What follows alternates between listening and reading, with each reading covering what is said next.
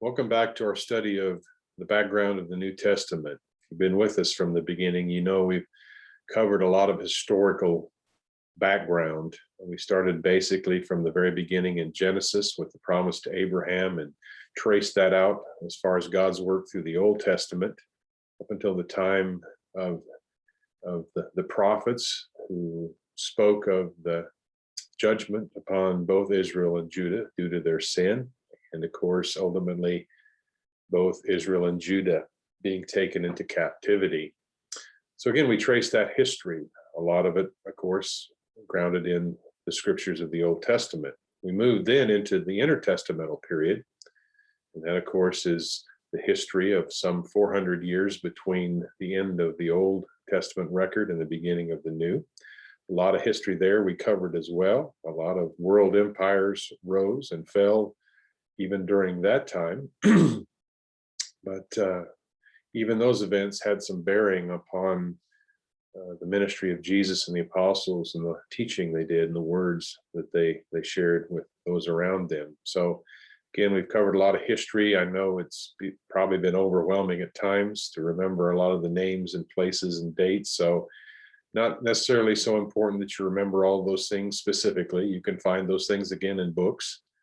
But hopefully it's just to give you a feel for the events that sets the stage for some of the things we try to understand in the New Testament. Back in the introductory lessons, been quite some time ago at this point, but I did talk about how eventually we would discuss some various topics that are related to this, especially the intertestamental period. And we come to the first of those at this point in this lesson, and that's the synagogue. We're going to spend this lesson talking about the origin of that and kind of some background to that topic. It's interesting to discuss because you read in the Old Testament, you don't find any record of the synagogue, but yet when you move into the New Testament and the Gospels, it appears over and over again. So where did it come from? Well, again, scholars debate that back and forth, but most put it, in the time of the Babylonian captivity into that intertestamental period. At some point, this practice of the Jews arose. So let's see what we can learn about that background. A little bit about the word itself before we talk about how it comes to work. The word synagogue comes from the Greek word that sounds very similar, synagoge. And again, if you hear synagoge, you can almost hear the word synagogue. And that's because this is a transliteration, not a translation of that Greek word. Translation, of course, is when a Bible scholar takes a Greek or Hebrew word and moves it into English or any other language and finds an appropriate English word to replace it. But sometimes they just transliterate it, and that just means they take the Greek or Hebrew letters and Greek letters mostly and turn it into a kind of invent an English word. And that's where synagogue comes from. It's just like the English word baptize. That's a transliteration of the Greek word baptizo. So that's what we got going on here. Synagogue, that's the noun. Synagoge is the verb form. And as I mentioned a while ago, it appears over and over again in the New Testament. The noun synagogue appears at least 56 times, primarily in the book of the Gospels as well as the book of Acts. And then, of course, the verb form is seen 59 times. The noun form, a synagogue, initially is just a gathering of people. The word means to gather together, to assemble. And then it came to mean, refer to a group of people for Jewish purposes in a synagogue, and eventually came to designate the building in which they met when it reached a point where they had their own building to do that. The verb form is related as well. It just means to, a group of people could be said to synagogue together, or to, anyway, the idea being just to gather. So again, where did this word come from? How did the concept of synagogue worship come to be? Well, we begin by just asking the question, why don't we find it in the Old Testament? believe perhaps the Greek translation, the Septuagint, may have translated the Hebrew by the word synagogue a time or two, but by and large, you don't find the concept there. And there's some pretty good reasons for that. In fact, probably the best reason is why don't we read about it in the Old Testament, is the fact that under the Old Covenant, local worship, in the sense of gathering together for the purposes that were designed for the temple, was discouraged during most of the Old Covenant times, because it was often associated with pagan practices. Worship under the Old Covenant was to be centered where? Of course, it was in the temple of God, and God was very, very specific about this. Let me just give you some examples of it. First of all, in the book of Deuteronomy, I want to read a few verses. Deuteronomy 12, verses 1 through 14, first of all, and then a couple more later in the chapter. But just listen as I read this. Moses speaking on behalf of God. It says, "These are the statutes and the judgments which you shall carefully observe in the land which the Lord, the God of your fathers, has given you to possess as long as you live on the earth." Moses here in Deuteronomy is rehearsing much of the old law given at Sinai, and he's preparing the people. They're on the verge of going into the land that God had called them to. He says, "You shall utterly destroy all the places where the nations whom you shall dispossess serve their gods on the high mountains and on the hills and under every green tree. You shall tear down their altars and smash their sacred pillars and burn their asherim with fire. You shall cut down the engraved images of their gods and obliterate their name from that place. You shall not act like this toward the Lord your God, but you shall seek the Lord at the place which the Lord your God will choose from all your tribes, to establish his name there for his dwelling, and there you shall come. There you shall bring your burnt offerings, your sacrifices, your tithes, the contribution of your hand, your votive offerings, your free will offerings, and the firstborn of your herd and of your flock. There," speaking of the place the Lord would designate, "there also you and your household shall eat before the Lord your God and rejoice in all your undertakings in which the Lord your God has blessed you. You shall not do at all what we are doing here today, every man doing what is right in his own eyes. For you have not as yet come to the resting place and the inheritance which the Lord your God is giving you. When you cross the Jordan and live in the land which the Lord your God is giving you to inherit, and he gives you rest from all your enemies around you, so that you live in security, then it will come about that the place in which the Lord your God will choose for his name to dwell, there you shall bring all that I command you, your burnt offerings and your sacrifices, your tithes and the contribution of your hand, and all your choice votive offerings, which you shall vow to the Lord.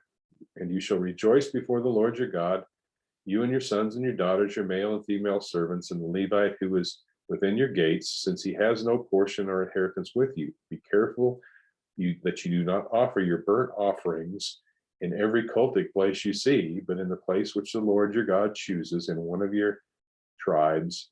There you shall offer your burnt offerings, and there you shall do all that I command you." Now, that's just one instance of several, and you can look in Deuteronomy 16 a little bit later if you choose to. It says much the same thing as Deuteronomy 12, but God was insistent through Moses, as the people moved into the promised land, that worship was to be centered in the temple in Jerusalem. And of course, the main reason for that was because there was pagan worship scattered throughout the land, and God was warning against falling into that trap. So you can see some reasons why the people, would not gather to worship God on their own somewhere. We see another example of what happens when they didn't listen to the Lord in 1 Kings this time. 1 Kings chapter 12. Let's look at an example here of when the kingdom was divided, and the northern tribes decided they're going to have their own worship place, and what happens in association with that. 1 Kings chapter 12, I want to read verses 25 through 33. 1 Kings 12, starting in verse 25. It says, "Then Jeroboam built Shechem in the hill country of Ephraim and lived there. And he went out from there and built Penuel. Jeroboam, of course, was the one chosen to rule over the northern tribes, and Rehoboam was on the southern group, divided again from Solomon. Jeroboam, verse 26, said in his heart, now the kingdom will return to the house of David. If this people go up to offer sacrifices in the house of the Lord at Jerusalem, then the heart of this people will return to their Lord, even to Rehoboam, king of Judah, and they will kill me and return to Rehoboam, king of Judah. So Jeroboam thinks he's got a problem. He says, if the people go to worship in Jerusalem, where God's presence was in the temple, he says, they're liable to leave supporting me and support his rival. So Jeroboam has this plan. He says, so the king consulted and made 2 golden calves, and he said to them, to his people, is it too much? It is rather too much for you to go up to Jerusalem. Behold your gods, O Israel, that brought you up from the land of Egypt. He set one in Bethel and the other he put in Dan. Now this thing became a sin, for the people went to worship before the one as far as Dan. And he made houses on high places and made priests from among all the people who were not the sons of Levi. Jeroboam instituted the feast in the 8th month on the 15th day of the month, like the feast which is in Judah, and he went up to the altar. Thus he did in Bethel, sacrificing to the calves which he had made.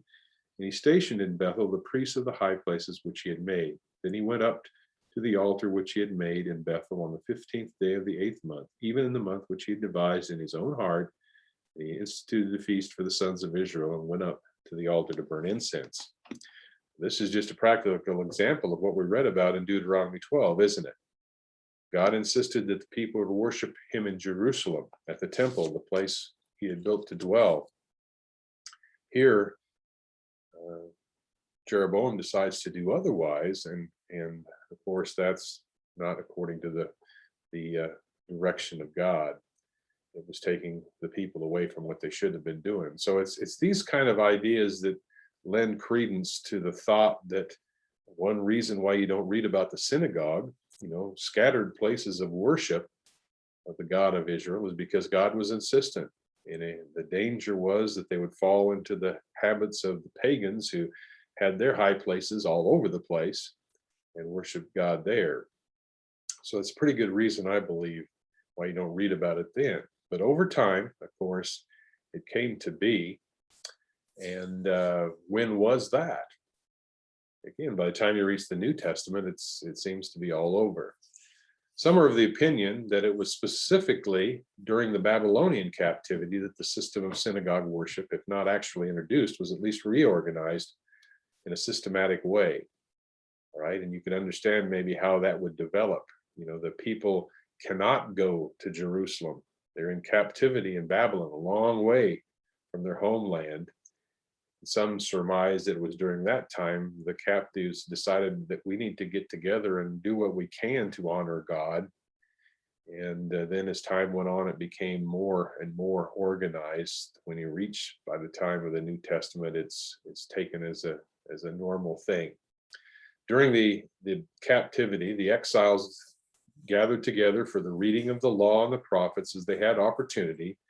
And after their return, synagogues were established all over the land. You can read about it in places like Ezra and Nehemiah, where the leaders would gather the people together and read the law. In fact, here's an example of it from the book of Nehemiah. Nehemiah was one of those exilic workers.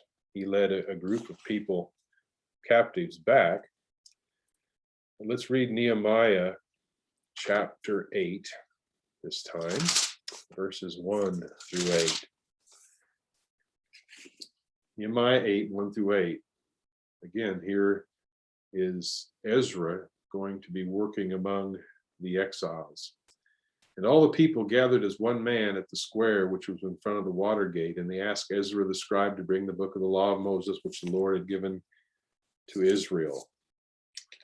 And Ezra the priest, and this would have been my mistake a minute ago. This would have been after the exiles returned. All right. Then Ezra the priest brought the law before the assembly of men, women, and all who could listen with understanding on the first day of the 7th month. He read from it before the square which was in front of the water gate from early morning to midday, in the presence of the people, of the men and women, those who could understand, and all the people were attentive to the book of the law. Ezra the scribe stood at a wooden podium which they had made for the purpose. It goes on to talk about some others who stood with him. Verse 5, Ezra opened the book in the sight of all the people, for he was standing above all the people, and when he opened it, all the people stood up. Then Ezra blessed the Lord, the great God, and all the people answered, Amen, Amen, while lifting up their hands. Then they bowed low and worshiped the Lord with their faces to the ground. Again, other of the leaders, it says, explained the law to the people while the people remained in their place. They read from the book of the law of God, translating to give the sense so that they understood the reading. So it's these kind of practices among the people that led again to them doing it more often, especially on the Sabbath, on a weekly basis. In years after the exile, of course, the Jews, many of them, not all, went back to the land of Judah, but many of them were dispersed throughout that part of the world. Wherever they went, they would build these synagogues, and that allowed them to continue to offer worship to God. You can read about it throughout the book of Acts. The form and internal arrangements of the place, or rather of the synagogue, would greatly depend on the wealth of the Jews who erected it, on the place where it was built.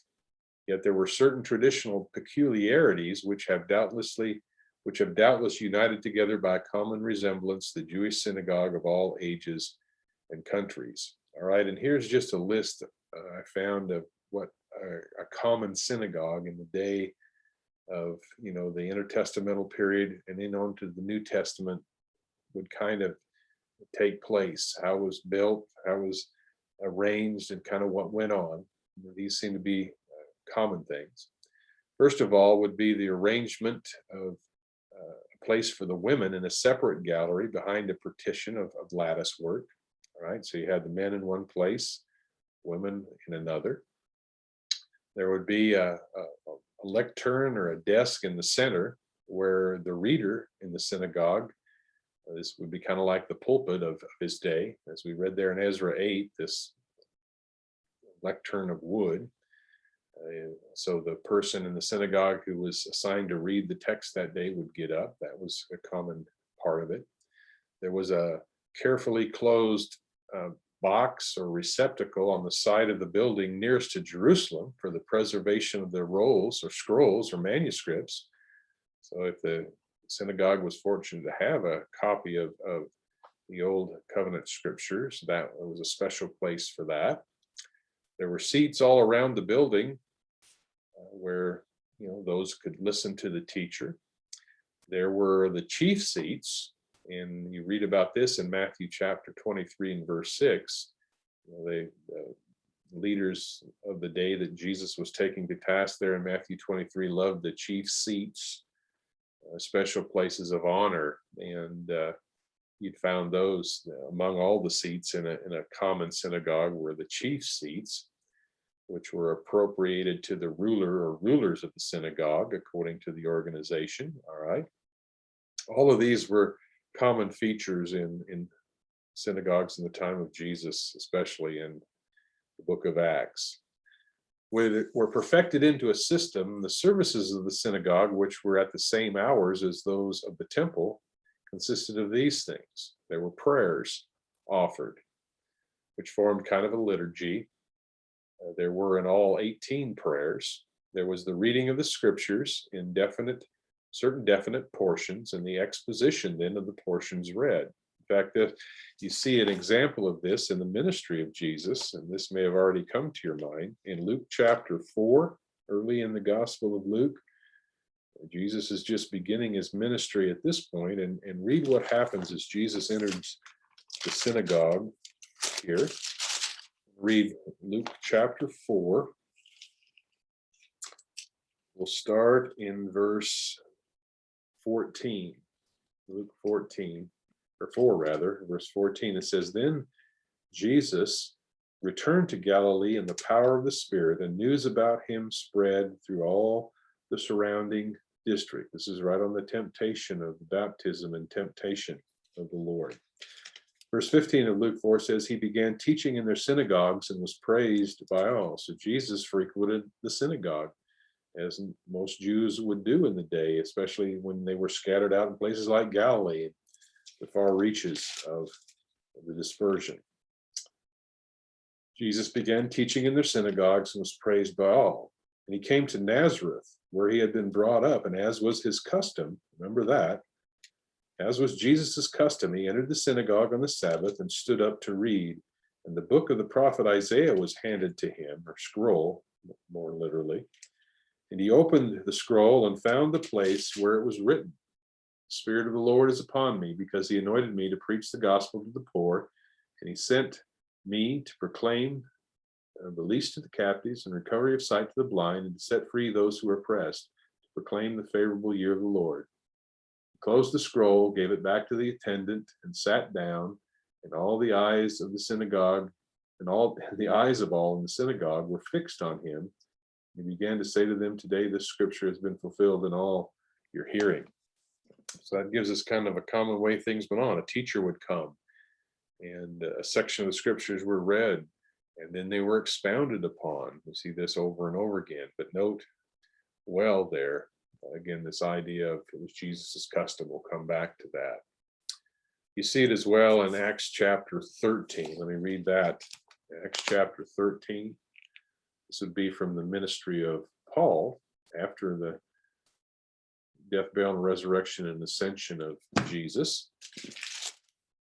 The apostles followed Jesus's example. Acts chapter 13, verses 14. We'll start in verse 13. It says, now Paul and his companions put out to sea from Paphos, and they came to Perga and Pamphylia, but John left them and returned to Jerusalem.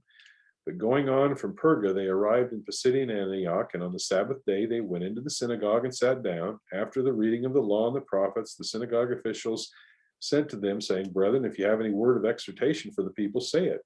And of course, Paul goes on to get up and get himself in trouble again, preaching the gospel as often happened.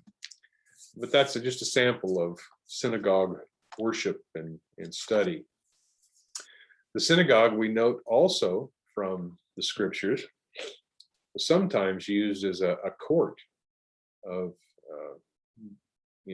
judicial matters in which the rulers presided. You see that in places like Mark chapter 10, verse 17, and Matthew chapter 10, verse 17, and Mark chapter 5, verse 22. All right. So teaching went on, but when there was a decision to be made, were matters of the law, there were synagogue officials, rulers of the synagogue who would sit as a court and give their judgment.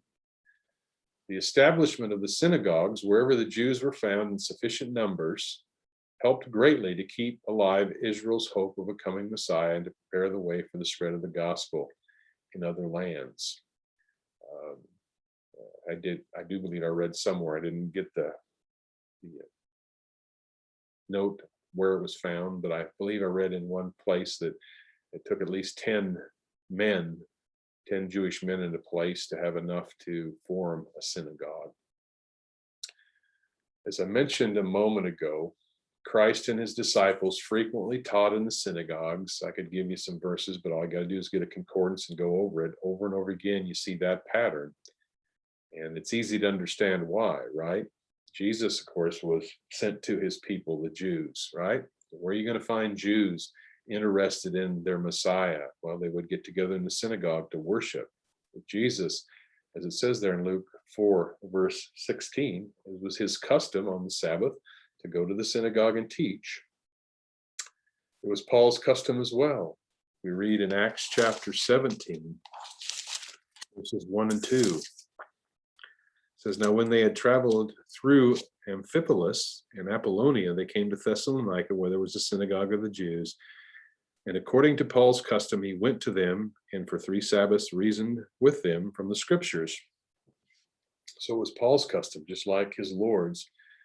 When he went into a new place, he would first go to the synagogue. That's obviously Paul was the apostle to the Gentiles, but it didn't keep him from preaching to Jews as well. And it was his custom, as we read there, was to go into a town, and the first place you would go would be the synagogue. That's where you're going to find people who are rooted in the scriptures. Begin there, and then he would also preach. Sometimes the synagogue would reject him. He would say, I'll go to the Gentiles. But that's how the synagogue was used. One more note before we end, and just to show the importance of the synagogue in the ministry and the days of Jesus and the apostles, to be put out of the synagogue. And that's a phrase you can read in places like John 9. You remember the blind man who was made well. There was the threat of being put out of the synagogue for supporting Jesus. That was a real threat, because that really meant to be excommunicated, if you will, as a Jew. And they took it very seriously. It was a price paid by some of the Jewish Christians. By the way, synagogue meeting went on among Jewish Christians, even in the days of the apostles as well. So that's just a little bit of background. If you've wondered, where did this idea of the synagogue come from? Don't read about it in the Old Testament, but it's all over the New. Well, it really came together beginning in that intertestamental period following the exile. Can't put a specific date or place on it. Scholars argue about that, but it is a reality. Nowhere does the Bible pause to say, well, this is how all this happened. We've got to kind of put the pieces of the puzzle together. But hopefully this is giving you some insight into kind of how it came to be, how they were constructed, at least, and kind of what went on inside that. A very, very important part of our study of the New Testament. So I would encourage you, if you got some more questions, go to a good Bible dictionary, get online, and you can probably find more there than you even care to read about that. But I just want to share some of this with you by way of the history of the synagogue. Hope that makes some sense. God bless, and then continue in your studies.